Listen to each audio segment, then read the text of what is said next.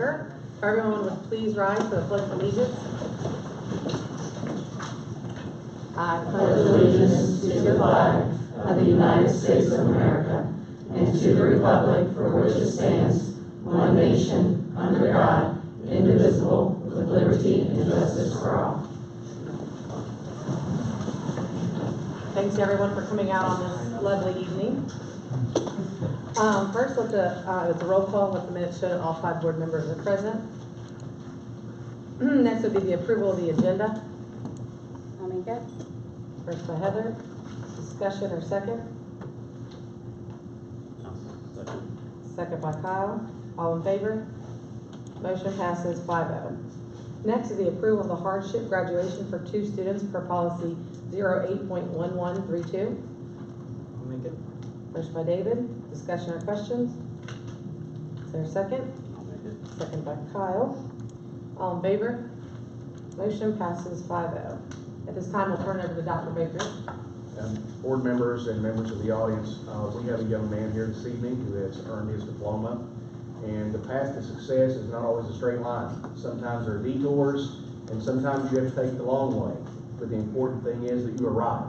You meet your destination. So we wanted to recognize one of our students this evening who's earned his high school diploma. So Darian, if you'd like to come up here, please.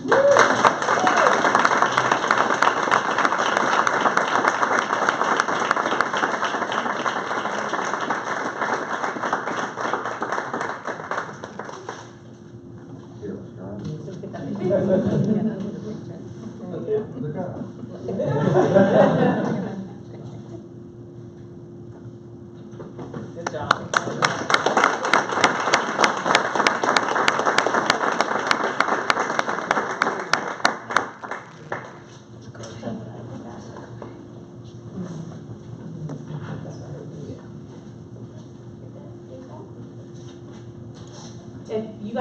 If you want to stay, you're more than welcome. If you want to leave, that's fine too. It's up to you. You're more than welcome to. That's usually the key. That's usually the way.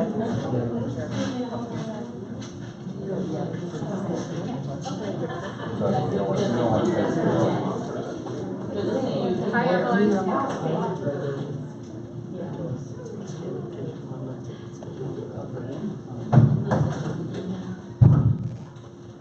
Okay, next on the agenda is informational items.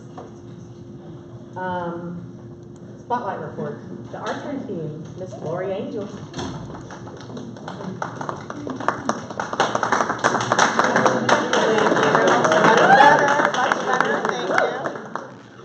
Archery class. Okay, so first of all, thank you, Eric and Troy, for allowing me to start this program. It's a program that, you know, I've known about it for a number of years, and I kept saying, gosh, that would be great if we had this program. It would be great for our kids. You know, and then time would come, and I would see it again, and I would hear about it in Kenton County and Boone County, and think, golly, that would be so good for our kids. I wish somebody would do that. And finally, it was like an epiphany, about a year ago. I was like, maybe I can do it. I mean, maybe I'll start it, and here was my master plan. I will start it. I will rope in some parents. I will then take it over, and I've done my good deed, and I'm out of there. I love this program. I mean, I absolutely love every minute that I have spent with these kids. It's so awesome to see them grow and to just become a part of the community or the school like they've never been before. So this is a video. This is the video. I just want to show you if I can get it to click. Click it on yours. Oh, it's not going to show there. Can you? Yeah. Can you maybe lower the PowerPoint and see if it'll show? That's interesting. Right now there's video on this. Let's see if once we get it going. Nope. Minimize the PowerPoint. Silence.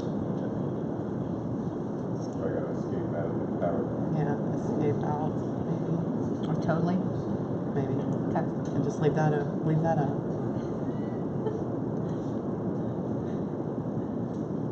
Maybe. Oh, yeah. Good job. How many people did it take? This is just some information. If you're not familiar with the program, this will kind of give you an idea what it's all about, and you can kind of see it in action as well. Archery is really, really cool because you don't have to be super fast or tall. My favorite thing is just seeing them grow and with their confidence and their social skills. It's been an amazing process to witness. It really brings up the self-esteem. You see self-confidence build up in the kid. And it's really cool from a parent's perspective because it gives opportunity to kids that wouldn't normally That's at play the state sports. tournament. I do archery just because it's the one sport that I like to actually do. You don't have to be the biggest, strongest, fastest. As long as you can stay disciplined, you can shoot. It's a fun sport to do. One of the cool things about archery is that it's really safe. In other sports, you hear about kids getting concussions and broken bones, but in archery, you just don't see that. Several thousand students attend our events, but that's not where the real success comes. I would like to think that the success comes in each one of your gyms and each one of your classrooms. Recently, our student surveys indicate that students that participate in the shooting sports, such as the National Archery in Schools program, have more focus in the classroom and actually are more connected to their school and relay to us that NASP is a motivator for them in the classroom. Talk to some of our kids, find out from the parents and the grandparents and the guardians, and see how many of them tell you that this is the first opportunity that many of these children wear a school-colored shirt and they attend a school-sponsored event to represent their school somewhere on the road away from their home. That's pretty big stuff when you're going to talk about engagement.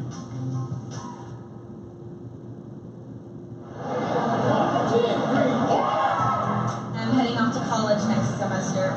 I'm very excited, especially with all of the scholarships I've gotten through the NASP program. Almost $20,000 through NASP alone. Today, in our scholarship shoot-off, we're going to be awarding, I think our today's total exceeds $150,000. I might have done a little bit of college, just like a couple of classes, but I think now I'm more looking into it because I do have a chance for some scholarship money.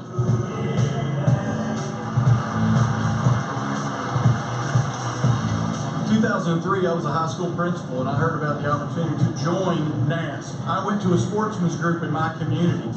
I told them that we wanted to begin an archery program that would affect our entire school district. For about 5 years, I did not spend school money on my NASP endeavors. It's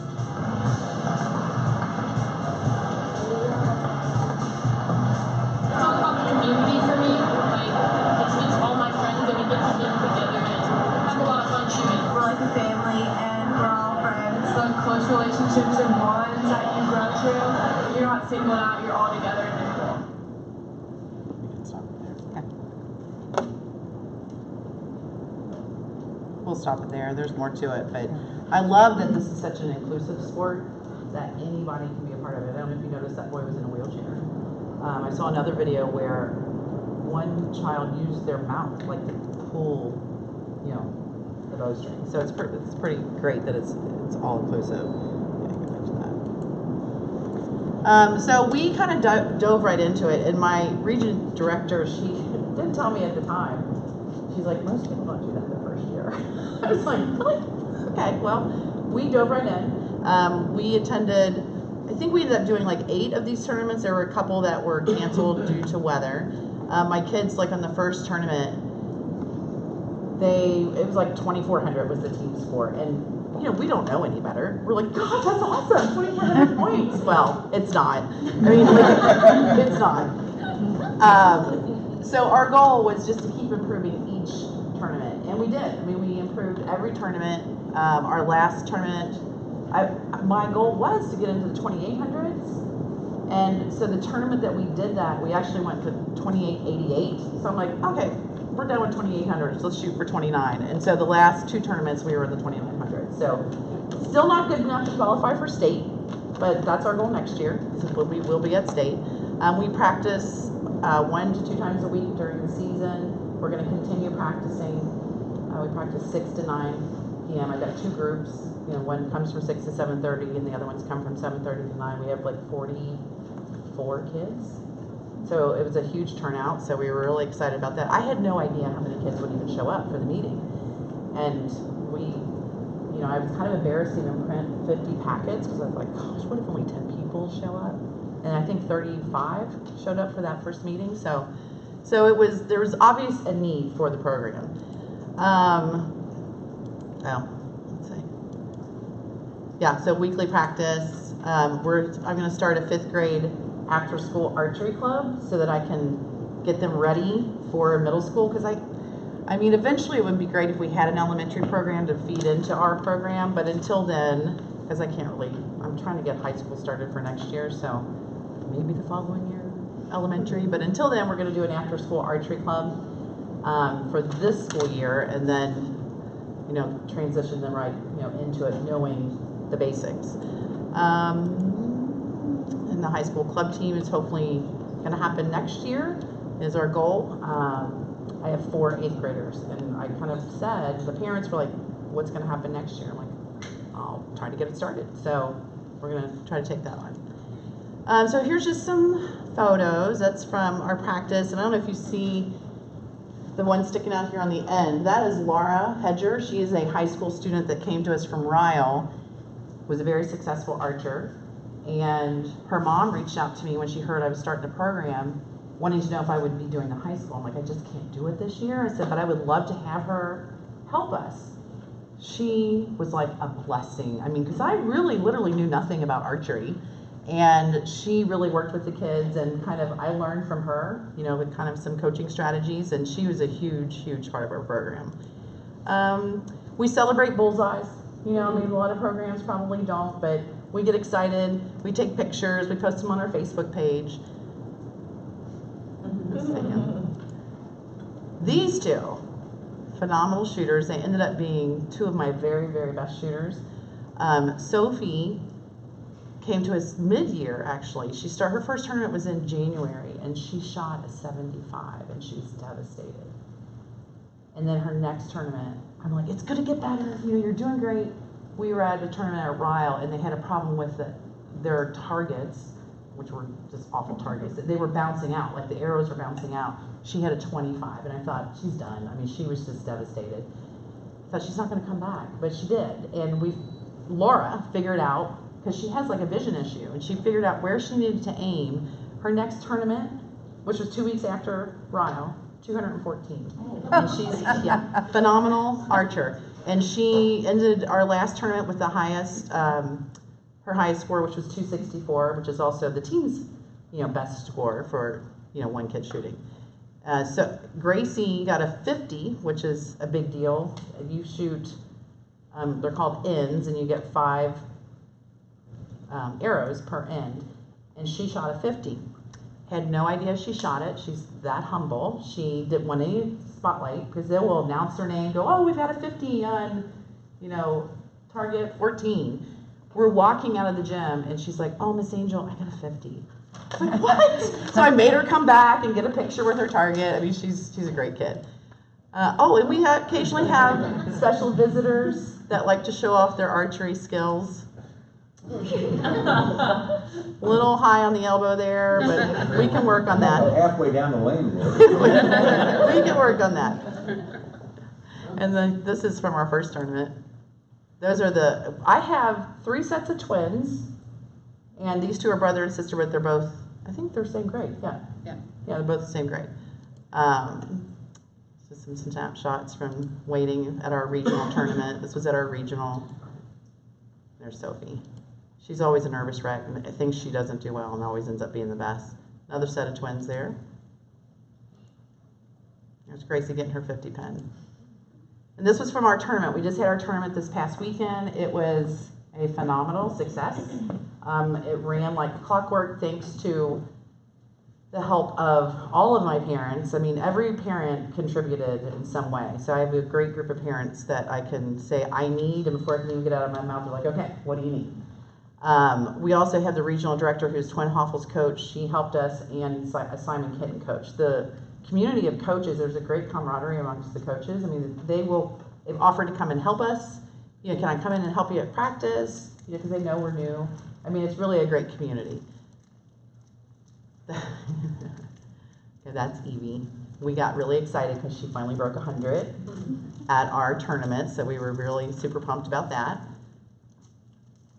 These are some pictures that Joy took. Oh, I had to put that in there. His selfie, his big old head in there.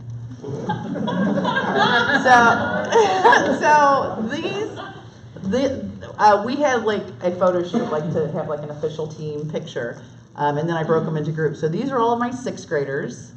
Look how sweet they look. And then we've got my sassy 7th graders there. They're a trip. I mean, they are just a trip, those 7th graders.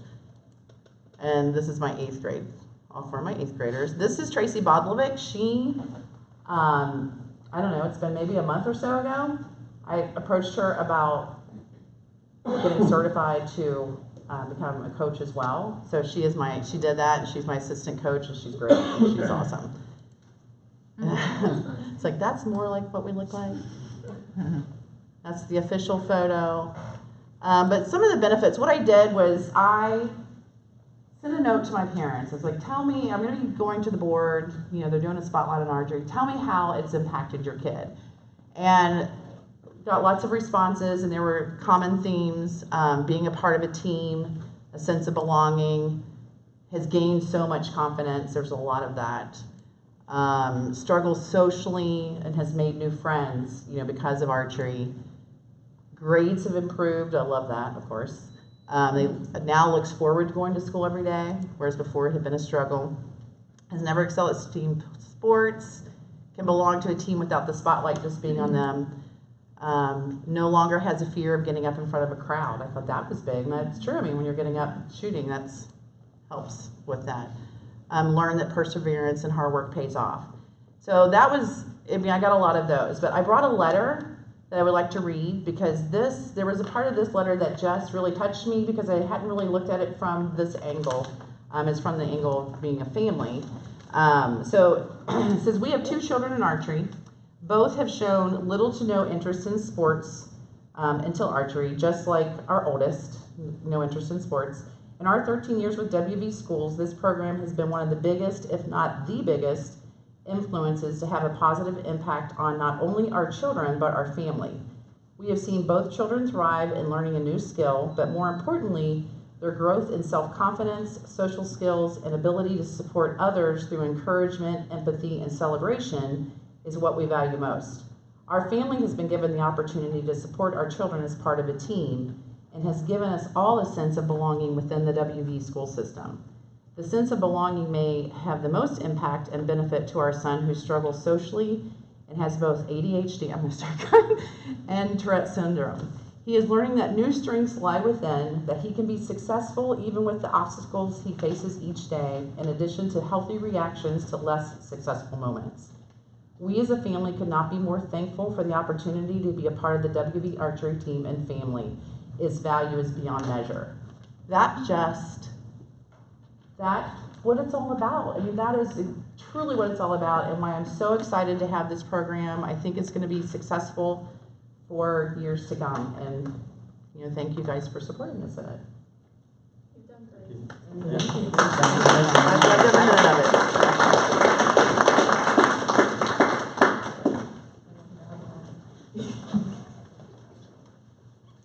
Okay, moving into the principal's report. Follow these hard spotlight people. All right, I'll give it a shot here. I'm not going to try to top it. Here, if you would just go to the. I'm going to get you here. Download them all there. While she's finding it there, just on my list of things, we had some really great news this past week. Our Free to Achieve grant was renewed. Sent that out in my report earlier, so that was a big deal for us. So special thanks goes out to Jackie Schaefer primarily for her work on that. She did the lion's share of it. Kevin Ryan also. She is our Free to Achieve intervention specialist, reading specialist, of course. So that's a big deal for us. The other thing that kind of also involves Jackie a bit, and some other folks as well, but she applied and won the opportunity to have the primetime reading, which is being hosted at our school and will be for the next 4 or 5 weeks. I can't remember which, but that's the next attachment there, Carrie. put on by sponsored by the Kentucky Center for the Humanities. And that is a selective process, but we had the facility and the folks and the commitments from some area sponsors for food and different things. And we were awarded this, and it's a pretty interesting thing. We've never had this at our school that I know of. But basically, we kind of hand-selected, I believe it was about 15 families, maybe 20, and they come and we feed them real food, not snack food, but actual dinner. And then afterward, they convene in our library and we read a children's story together in a big circle with the kids. And then we discuss ways that you can talk literacy and talk storybook at home. And so it kind of makes a nice family engagement opportunity for them. So it's pretty good. It's each Tuesday here leading up to right around spring break time, starting at 5:30 with the dinner, and it ends at 7. The reading part starts at 6. If you'd like to stop by, check it out, you're more than welcome. But that's what's going on Tuesday nights. And then we've still got lots of other things going on here as well. You can read through those. The last slide there, we're in a point of the year where we're kind of in a bit of a testing lull period. There's not a whole lot going on right at this second, but starting here very soon there will be. But this was I kind of threw this together. I thought you might be interested in knowing that each quarter we of course get together and we talk our RTI data. We always mention that in our notes, but you may not know exactly what comes out of that. This is one of the things. We always celebrate our kids who have exited a skill or have even exited the intervention programs as a whole. So this kind of gives you a rundown of this past time. This just reflects the number of kids who were exiting a skill there, and some of those numbers might be the same kids, so they may be coming out of more than one skill. But as you can see there, in RTI, it's not just reading and math. There's a whole lot that goes into reading and math, and so each one of those lines there is basically the one before it is the precursor to the next one, so on and so forth on down the list. So while those numbers may not look astoundingly high, that is just simply one of our quarters or one of our RTI meetings that we've done this year. So kids kind of cycle in and they cycle out. Some stay in and have to go through the whole list of skills. Some benchmark to a point where they may only have to do certain skills and not others. So it's a very interesting science, but we always reward the kids who have exited, make kind of a big deal about that in front of their peers, and give them a little certificate to take home, and we hope that they are able to be exactly where they need to be in that grade level and on that particular area. So, and I've kind of given you a little bit of a description of what each one of those means there, and most of them kind of speak for themselves. But basically, the way we do this too, we can maybe do this at a different board meeting, but each one of those skills has a little probe that goes with it, a little test that goes with it. It's kind of a mini test at the end of the week. And so we track the kids' data by giving those little probes each week. And then, so if they reach a certain point in that, then they move on to the next skill. Or if they've gone far enough, they may even exit intervention skills altogether. So it kind of depends on a couple of variables and some benchmarking, but that may be another report for another day. But anyway, thought you might be interested in seeing that. Okay, thank you. Any questions for Rob? All right, moving on, Mr. Moore Wessel.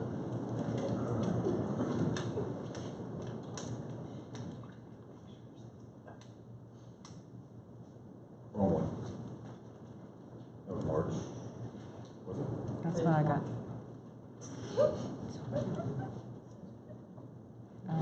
That's what you sent to Just me. in case you forgot. In case, it's been 2 weeks. There we go. So this, I shared with you last year at this time, just our enrollment trend, attendance trend. I added in the discipline referrals. just to add another piece of data, discipline referrals are about the same as they were last year, so there's really not been jumps in the numbers of overall referrals. But just from the start to the end of the year, 5th and 8th grade stayed pretty consistent. 6th and 7th grade ones have made a jump about 7 students, total of 14 students from beginning year to end. But if you kind of look in here, it kind of stays consistent once it bumps up there, even with kids moving in and out. And that's been the trend in the years that I've been here, that even with some kids moving in and out, we stay pretty consistent with the numbers. Obviously 7th grade being a bigger group stands out. But wanted to share that with you. Attendance, what month was down? January a little bit, some illness, but months were pretty consistent with last year, so attendance is still really good. And 5th graders don't get in as much trouble as some of the other ones, I guess. But again, looking at it, trying to compare it from year to year, it's commensurate. There's no huge jump in the number of incidents. So again, like Rob said, kind of being in a lull with data, I gave you our map schedule, which starts next week. So hopefully, if we can get all that done and get makeups done, I will have some stuff to share with you in April. So try to get that all done before spring break. And as long as we get our makeups done, then I've got plenty of time to just prepare that data table for you to see that. Question. Yeah. When you're looking through this, like you notice like in February or November and February, that's when they spike in all the groups and the discipline part of it. Like, do we know like something? The grind parts of the year, it's pretty. Well, I mean, November kind of That's why makes sense. You're going, but what's like going on in February that's so? Well, we had a few snow days in January, and then February was kind of a long haul because we even used President's Day as a makeup. Right. So it's kind of that grind time. Okay. It's not unusual. Wasn't surprising that it jumped. It does. I mean, you look at it, it does jump in those 2 times. But you know, kids don't want to get in trouble around the holidays. Maybe they'll consider Thanksgiving that important. Choose your battle. Yeah. So yeah, we've had a few unusual things with behavior this year that just added more, but the total number of them is commiserate. Talked with Troy about that today. So yeah, I wish there were a rhyme or reason to it, but you can kind of see it's kind of across the board because it's a high month for 8th grade. And usually 8th graders, you can see beginning of the year, then they figure it out. We met with all of them. One thing I didn't put on here, we met with all of them Monday, all the groups. We had Sandy Hook had a Sandy Hook Promise program, and we did a Say Something program for them about just talking about when they see something, hear something, say something. It was a follow-up. It's good conversation. And as Troy's talking to the 8th graders, he's like, yeah, beginning of year, first half of the year, I really don't like you much because you haven't figured it out yet. So by the second half of the year, you're figuring it out, except for February. But no, that's pretty normal, but that is a, you know. Do you feel like a lot of those are like repeat offenders? Significantly in some grade levels, yeah, where you could target a handful of kids that you're having recurrent problems that you're continuing to work with, and they make up a pretty significant percentage of it. So it can skew it. I mean, I can't show you individual students, but we know who they are. They're the frequent flyers, and you know, if you're interested in looking at, you know, if it's 5 kids that are causing 40%, I can break that down just to give you a better picture if you're ever interested in that. Anything else? Thank you. Any questions for Mr. Morwitzel? Miss Neesmith? Thank you. While they're having a lull in testing, we are right in the heat of it. This week we had, Tuesday as a matter of fact, we had the ACT going on for the 3 grade levels. 9th and 10th was the mock ACT, and 11th was the real state accountability ACT. And then we held senior sessions for the seniors. And they went through rotations on graduation, which encompassed what to wear for graduation, time to show up. We had a financial session sponsored by Mr. Sandlin. But by about 5 till 8, Eric and I were out in the parking lot, and I realized we had a problem. We did not have enough parking. And I could not figure it out until the attendance was run, and we only had 8 kids missing on Tuesday. Because they all came in for we were parking people in handicap spots, we were, everywhere. So that was a big day. We're going to have some parent sessions coming up. Next week's also a big week for us, and a program for the career readiness. So we're having review sessions with the designated group of kids on Tuesday and Wednesday, and Thursday and Friday is the actual test. So there's a lot of state accountability going on here. The first for the juniors. In order for a junior to get in order for our junior level testing, it's based on how the juniors do on the ACT Tuesday. So it's if they meet the benchmark, Tuesday. Now, then we move forward to senior testing, and it is that they reach the benchmark before they graduate, another set of data. So this also comes into senior data. Did they get a career point? So we want all of our seniors to either get a point for being academic ready, which is benchmark on all ACT sections, or career ready, which is by successfully passing one of these tests. Now this is a combination of seniors and juniors that have successfully completed the pathway in these areas. And for a small school, we have a lot of pathways. It's really awesome. That's our career and technical department. So that will be going on next week. We have a testing session Thursday morning, a testing session Thursday afternoon, and a testing session Friday morning. So I'm hopeful for that. If you go to the data report for me, Ms. Kearns, please, for this month. We're in crunch time with the seniors because we're running out of time. And this kind of tells you what we're looking at. We have 128 seniors. As of today, 35 are not yet tagged as college or career ready. So let's talk about these 35. Next week, 15 of those 35 are taking an end of program test next week. Of those 15, 14 are also in a remedial class because they haven't hit benchmark yet. And that's our next population of intervention classes. The intervention classes are for kids that have not yet hit benchmark in reading, math, or English.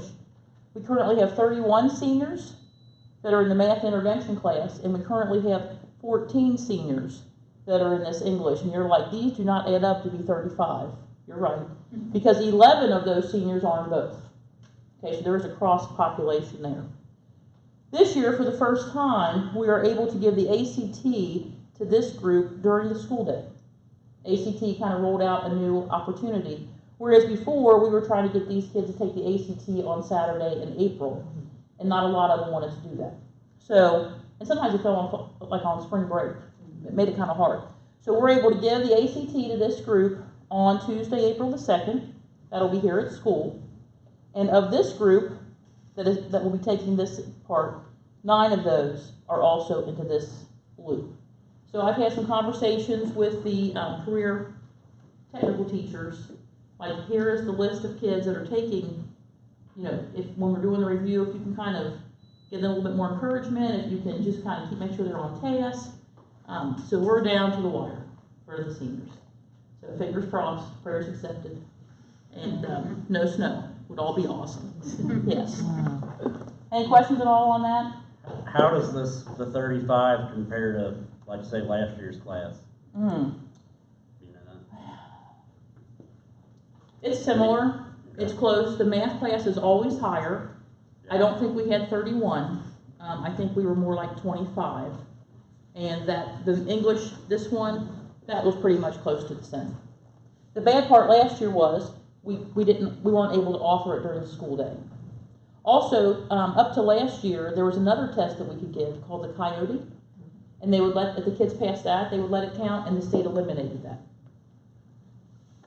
That was free and easy to give, but that's okay. We're trying to, yeah, it's close, Kyle. Okay.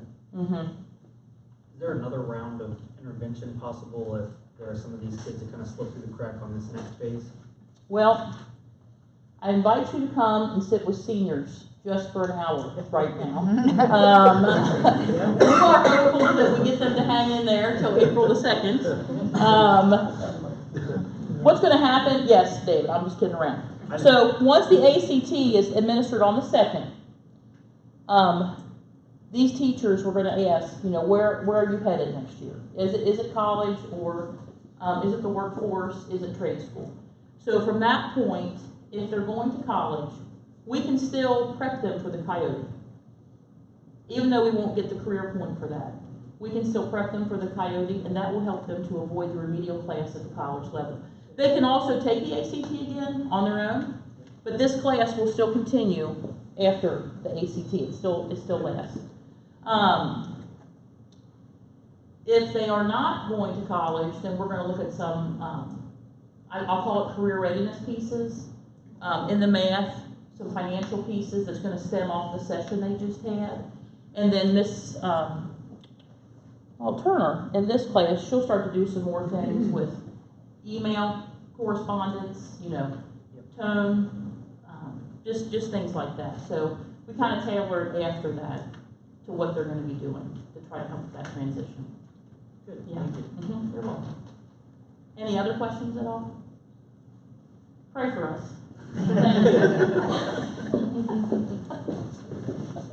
Thank you, guys. Moving into the construction report. Jeremy? Your turn. I hope you have good news. Yes. I'll give you no news. Well, over at the track, we haven't quite figured out what the problem is yet, but we did roll it, and when I walked the other day, there was hardly any bubbles at all. I don't know about after this. That'd be a true test. Got back in. But that did look like a short-term fix for our track. If they can't get up to do the repairs, we're supposed to be up next week to start patching. And we're still trying to figure out what the long-term solution will be. Whether it be patching it and then putting another coat of the product that we have there on top, because they said that'll bond really well, and then restriping it, that could be a possible solution down the road. Assuming that the tests come back, we still haven't got the test back yet, so. We did take some more samples to send off to get a better test result, and then we're requesting a little additional information on those tests as well. Still waiting on all that stuff. We did do the camera system of all the drains on the underneath the fields. Everything came back perfectly fine. So we have 0 drainage issues over there. So I can't imagine that would be an issue with water. Turf's already been closed back up. It's safe to play on again. Pull out whatever they want to do. Pretty much what I have over at the complex. The early childhood center, the Masons have wrapped up most of the exterior, which is a good thing. All they do is have to clean the brick and get that cleaned up. They got a couple items inside. The classroom wing of that building is pretty much painted. It's starting to get sealed up. The grids are in, HVAC's piped in, controls are in.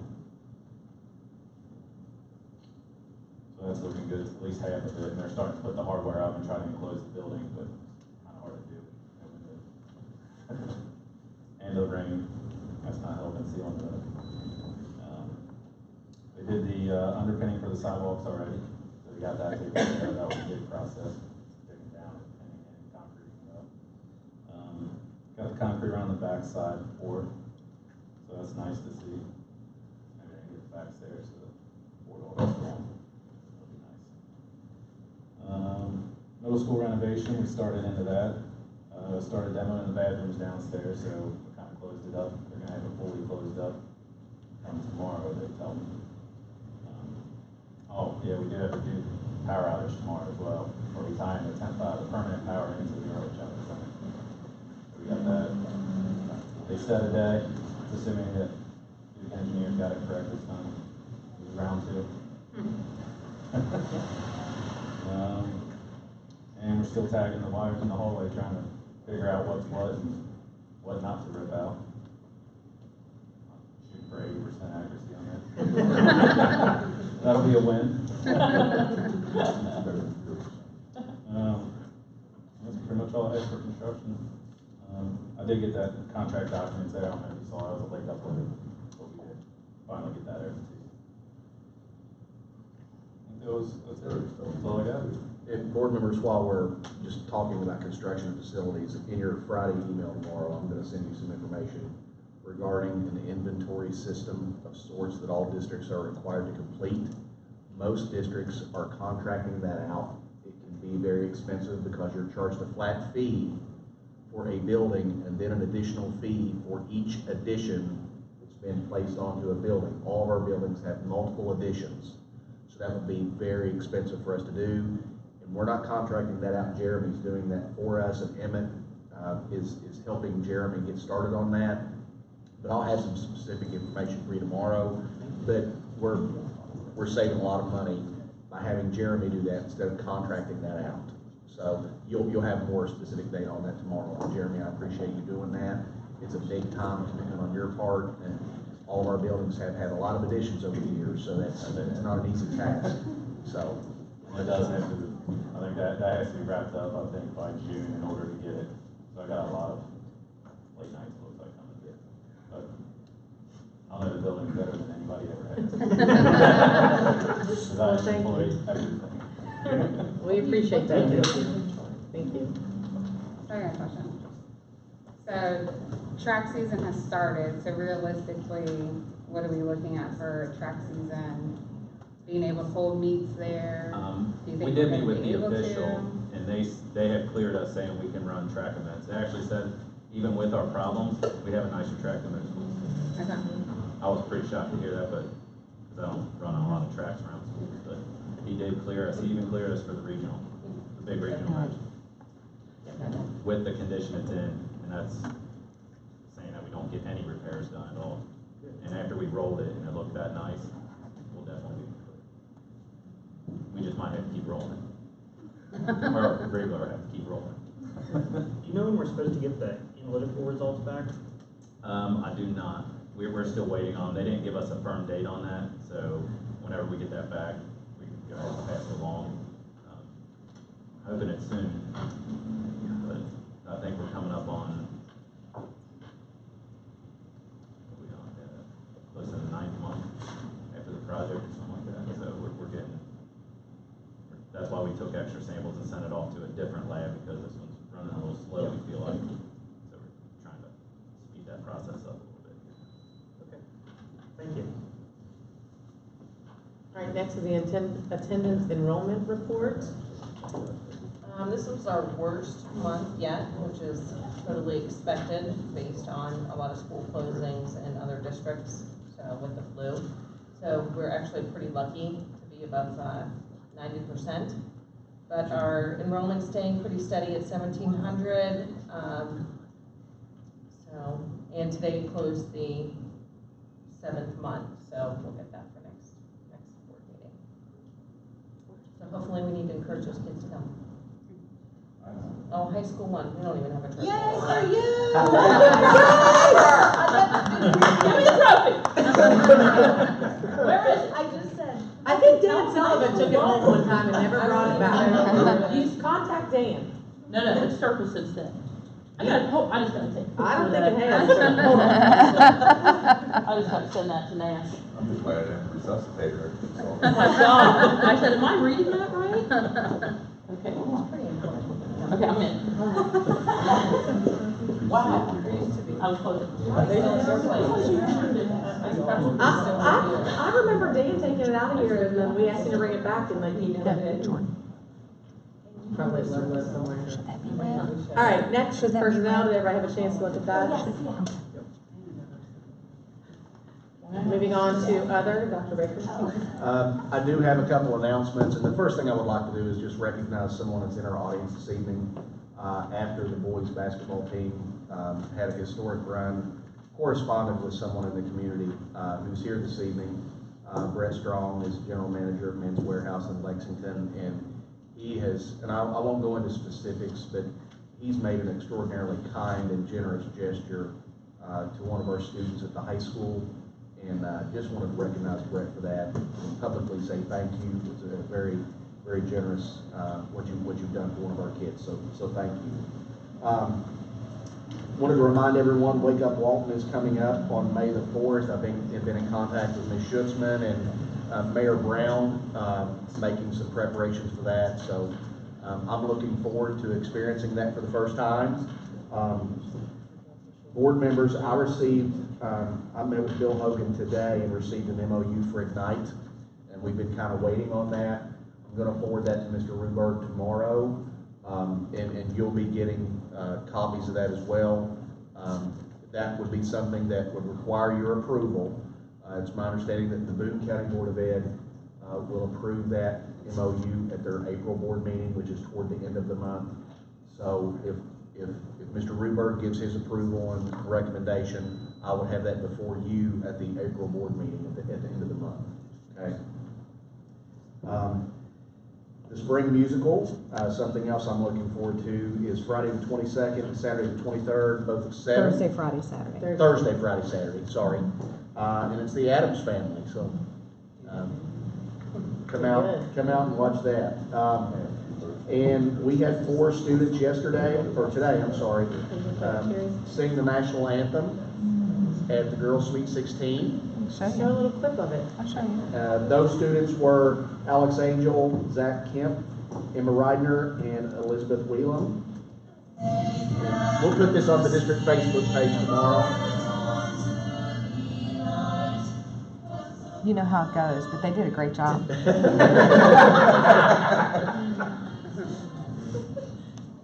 Yes, they did do good. That's Yeah. awesome.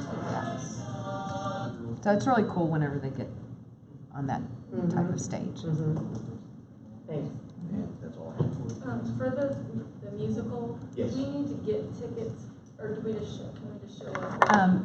They're $1 cheaper Okay. if you get them ahead of time, but all you need to do is call the school office and just say you want to reserve for a certain night, and then that constitutes pre-sale. Anybody else under other?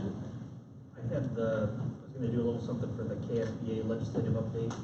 So, at the last meeting, it was requested that I take a look at some of the legislation, and there's a ton out there, and there's a lot for people to try to, absorb everything. So I've got just a few kind of top lines that I was gonna take people through, and, there's questions I could try to answer them. I'm definitely not an expert in this, but, I'll do what I can. So, what I wanted to start with was, I think we've got one working day left this month.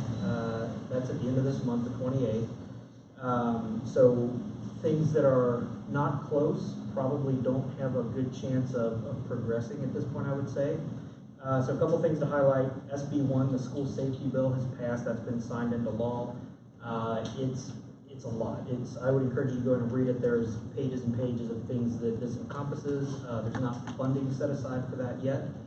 And so I think the message that they're saying is that they're hopeful that during the next kind of budget cycle, they'll get some funding for some of these programs that are in there. Did I read it right? Like their goals? Is that it's not like when I was reading it, it's 66 pages. I did not get through it all. Yeah. But it said like these aren't actually law, like these are goals they wanted us to get to. Is that how? Recommendations. Yeah, the recommendations, like But they kept encourage. using the word goals when I was reading through it, and I was like, so. Because I think it kind of sets the framework for safety in schools and kind of makes it uniform throughout the state, but because of that, there's so many things that are in it. Right. You can't just expect everybody to incorporate everything all at once. And So no it's, funding. yeah, with no funding. The next 3 that I've got on here are things that I think are progressing but not yet signed. So House Bill 22, that's school boards and vacancies. That's made it through the House and Senate. It's waiting the signature of the governor. What that does is it allows school boards to elect their own or select their own replacement if there would be a vacancy on the board. Previously, a school administrator would do that. House Bill 11, tobacco-free school bill, that's passed the House. It's passed the committee in the Senate, and it's expected to be presented to the Senate around end of March. What that would do is, I believe, that would set standards for tobacco-free schools throughout the state. House Bill 21, donations to Friskies. You probably know much more about this than the rest of us, but this is passed in the House and passed the committee in the Senate, and it's awaiting a vote by the Senate. So this would allow people to give donations to Frisky, and it sets up guidelines, I believe, as well for how that money would be spent within that. Is that right? Yeah, so I think these are all good things. And then I've got 2 more that I saved for the end. These are ones that, if you remember the I'm Just a Bill song. So we've got some that are kind of stuck on Capitol Hill, if you will. So House Bill 205 and 525. So 205 is the kind of tax credit bill. This is the one that, I don't want to get into a lot of the details, but this essentially has to do with some tax incentives that could be used for other schools. That is stuck in the committee. There's only the 1 day left, so if you think about that process where it has to be proposed, and then it has to be, make it through the committee, and then it has to be approved in the, in the House and Senate in order for it to be signed. If you think about that, there's like each one of those steps is 25% to add up to 100%. You can think of that as being like 25% is where it's at right now. So there's only 1 more day left, working day for that. And then 525 is the teacher retirement trustee bill. So this is a bill that would essentially change how the trustee board is selected for teachers for that retirement system in the state. And that's in the same thing. It's been, I think it's been in the House, and it's been scheduled to be voted on for a week or so now, and it hasn't, no action has taken place on that. That's the update that I have. Thank you. Thank you. Okay, moving on to audience of citizens, and we have one, John Wainwright. What's up, y'all? Hello. All right, so I am here to request a change of venue for our city council meeting on the 9th of April. We are requesting the Commons, if it's possible. We would like to do, to recognize the boys and girls basketball teams with proclamations and possibly a parade before. However, due to our size of our current councils where we do our meetings, we would just get shut down by the fire department. So our thought was, and we've already cleared it with the chief, fire, and Major Mark from Boone County, is if we started at the school parking lot, they would lead, whether it be cars or a bus or whatever they want to do, decorate them, lead them through town, celebrate it, have the residents come out, and then come circle all the way back, end at the school. We would do our meeting in the Commons. We would recognize and do the proclamation, photos, all that stuff, finish our meeting, and call it a day. So that's our proposal, and we're looking for positive news from you guys. John, I'll be in touch with you tomorrow, and we can hopefully facilitate that. Okay, awesome, thank you. Thank you. Okay, moving into recommended board motions. First will be the approval of the minutes. I'll make it. First by David. Is there any discussion? Is there a second? Second by Stacy. All in favor? Motion passes 5-0. Next is the approval of the amended minutes from 2/13 and 19. I'll make it. First by Stacy. Discussions or questions? Did everybody see what changed on there? The only thing that I would say about this is I'm a little nervous about setting a precedent to amend minutes from a previous meeting, just because we've had an opportunity to look at them already and approve it. So that, just in principle, that makes me a little nervous to approve a change after the fact that we've already reviewed and approved. Okay. Anything else? You said no? No. Ryan, make a second. Okay. All right, is there a second? Make it. Second by Kyle. All in favor? 3, all opposed? 2, motion passes 3-2. Next is approve the treasurer's report. I'll make it. First by David. Discussion? Is there a second? I'll make it. Second by Kyle. All in favor? Motion passes 5-0. Next is approve the order of the treasurer, the bills. I'll make it. First by Heather. Discussion or questions?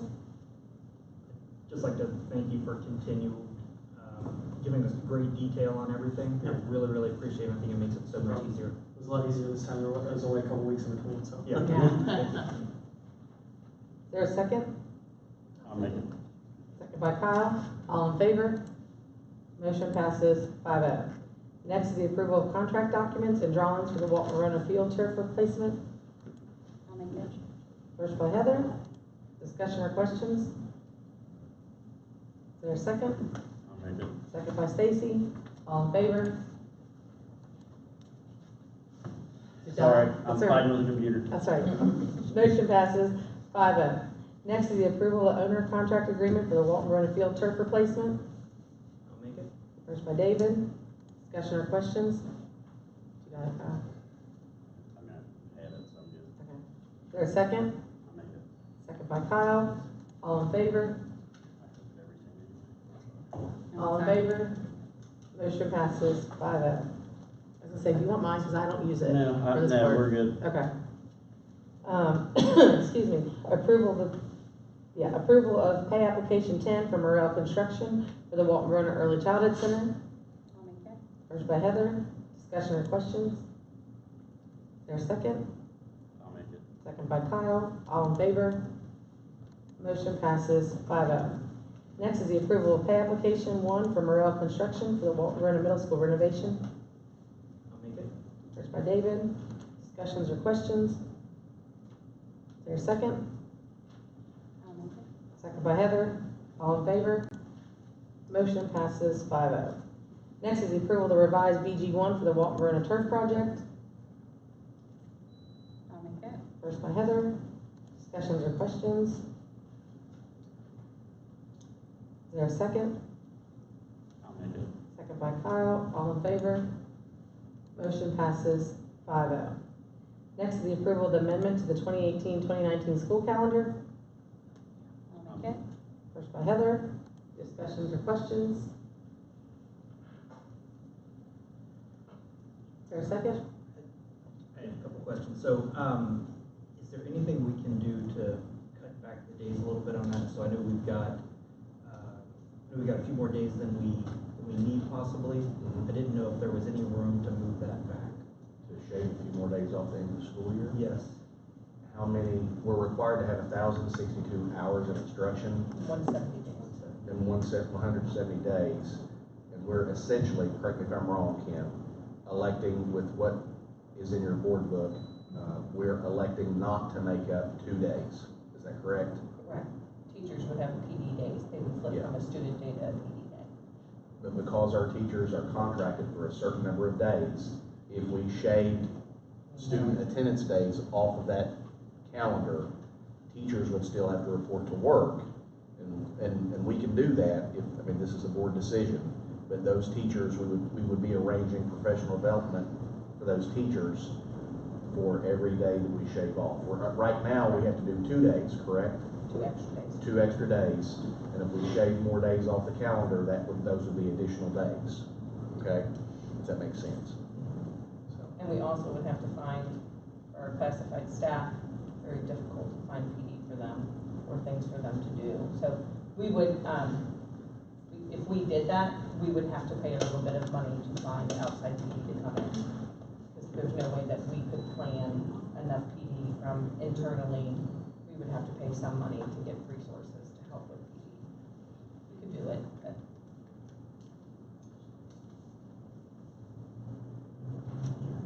Did you have another one? Oh, okay, I thought you said couple. Anybody else? Is there a second on the motion? Second by Stacy. All in favor? 4, all opposed? 1, motion passes 4-1. Next is the approval of the graduation date. I'll make it. First by Heather. Discussions or questions? Is there a second? Second by Kyle. All in favor?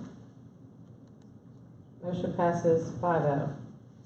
Next, the approval to add 2 IECE certified preschool teacher positions for the Walton Road Early Childhood Center for the 2019-2020 school year.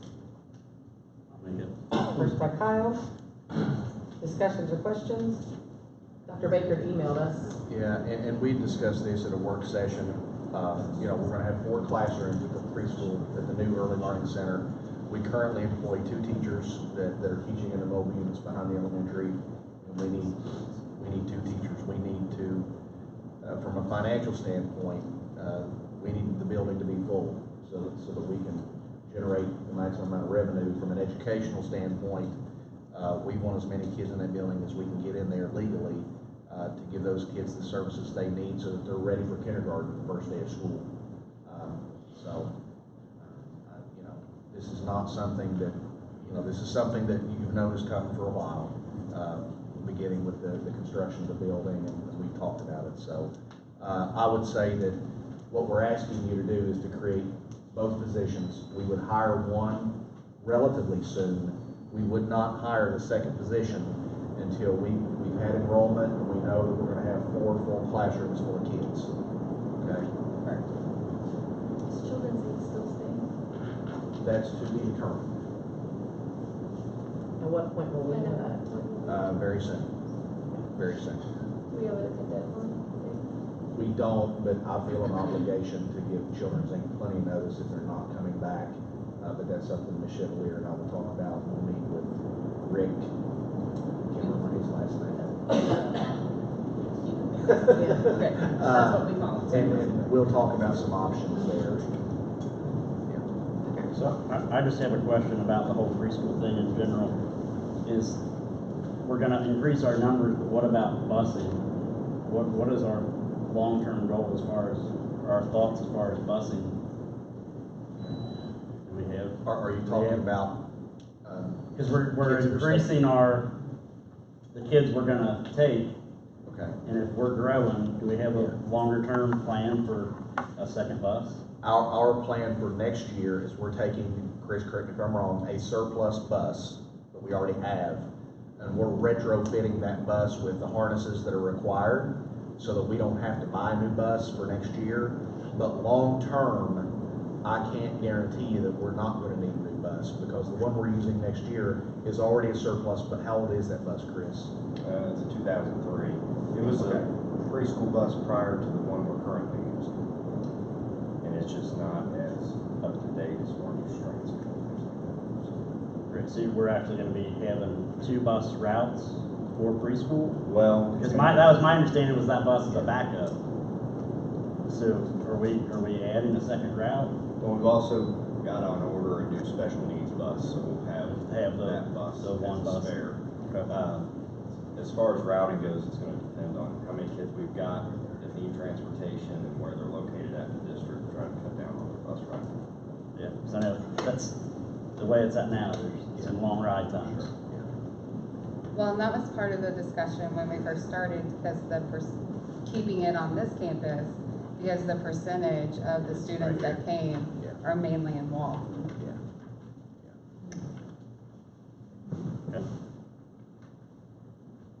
Any other questions? Is there a second? I'll make it. Second by David, all in favor? Motion passes 5-0. Next is the approval to add 2 instructional assistant positions for the Walton Verona Early Childhood Center 2019-2020. I'll make it. First by David. Discussions or questions about this? Same thing, right? Hiring one, filling up, hiring Yes, sir. second. Yes, sir. Is there a second? I'll make it. Second by Kyle. All in favor? Motion passes 5-0. Next is the approval to add a speech language pathologist position for the Walton Verona Early Childhood Center 2019-2020. That was a lot. I'll make it. First by David. This is actually the only one I had a question on, because we currently have one now, right? We have. And they're part-time? Are they? No, we have 2 speech therapists at that serve the elementary school. One of them spends part of her day working in preschool. Mm-hmm. The number of kids we have in preschool next year is going to double. So those 2 will stay at the elementary? Okay. Any other questions? Is there a second? I'll make it. Second by Kyle. All in favor? Motion passes 5-0. Next is the approval to add an administrative assistant position for the Walton Verona Early Childhood Center 2019-2020. First by Heather. Discussions or questions? Is this a full-time position? Yes, ma'am. Okay. Is there a second? Is this position also gonna work with kids? Or not, or just? This is the front lobby person, right? They have to take money. Right, but they wouldn't go back in the back room. we would need someone there at the front door for security purposes, does the in and out, accept payments, things of that nature. Okay. Any other questions? Is there a second? Make it. Second by David, all in favor? Motion passes 5-0. Next is the approval to add a cook position for the Walton Roner Early Childhood Center's 2019-2020. First by Heather. Questions or discussion? Is there a second? I'll make it. Second by Kyle. All in favor? Motion passes 5-0. Next is the approval to add a custodian position for the Walton Roner Early Childhood Center 2019-2020. First by Heather. Discussion, questions? Is there a second? I'll make it. Second by David. All in favor? Motion passes 5-0. Next is a second reading and approval policy of 03.11, certified personnel hiring. I'll make it. First by David. Discussions or questions? Is there a second? Stacy, all in favor? Motion passes 5-0. Next is a second reading and approval of the policy 03.21, classified personnel hiring. I'll make it. First by Heather. Discussions or questions? Second. Second by Stacy. All in favor? Motion passes 5-0. Next is the approval of the driver agreement for the board-owned vehicles, J. Nisley and S. Francis. Make it. First by David. Discussions or questions? Actually, I have a question on this one. You or Chris? Whoever. Okay. I was just wondering, as I was looking through this, because I had to call up and ask who one of them was, because I wasn't sure their role or whatever. But then as I kind of got to start to think about it, do we do background checks on these drivers? I mean, do we know that they haven't had an accident report or speeding tickets or? Yeah, so. And how often do we do them? Like I pull a 5-year driving record of their driving history. every year or every so many years? Every so many years. Okay. The transportation cabinet is supposed to let us know if something happens within any time frame. Okay. When it happens. Okay. Well, I just got started thinking, like, what if someone had a DUI or, you know, had an accident that was, you know, so I just started thinking, if these people are transferring our kids, we probably, I didn't know how often we did it. A lot of what we do, what I do with the van drivers follows kind of parallel with what we do for school bus drivers. Okay. Okay. So we don't have an actual, like, every year, every other year for the, like you said, we have a 5-year record, but we don't have a certain. Yeah, correct. Okay. All right. Do all the coaches sign this too, if they're driving kids? Anyone that transports students in a school, a board-owned vehicle, you know, outside of the school bus goes through this process. Okay, thanks. I was just curious. Is there a second? Well, first of all, anybody else have any other questions? No? Is there a second? Second by Kyle. All in favor? Motion passes 5-0. Next is adjournment. I'll make it. First by Heather. Discussions or questions? Is there a second? Second by Stacy. All in favor? Motion passes 5-0. We are adjourned 8:38. Thank you guys for coming.